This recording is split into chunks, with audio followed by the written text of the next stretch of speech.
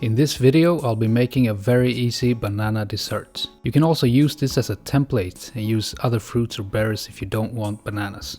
I start by making the crunchy part. In a large oven dish I place 150 grams of flour, 16 grams of coconut flakes and 46 grams of sugar. You can also add a pinch of salt here and mix it with your hands.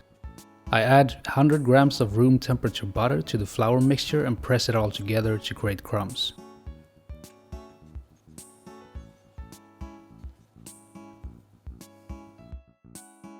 I add a pinch of salt at this stage because I forgot initially.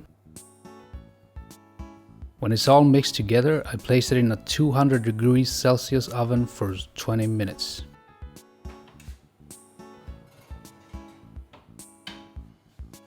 After 20 minutes, they should be golden brown and crunchy. I pour about a cup of cream into a bowl and whisk it by hand. When the cream is very stiff, I pour in 1 teaspoon of vanilla extract and my homemade condensed milk, which is just milk and sugar reduced for about an hour.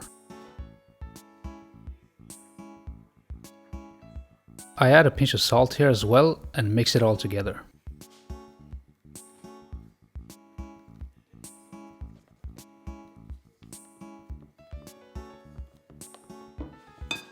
Now all that's left is to cut a couple of bananas and place the different parts in a large glass or small bowl.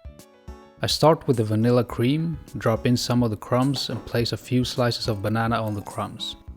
I then repeat until I reach the top of the glass. These glasses are very large, so it would be a challenge to eat one of these by yourself.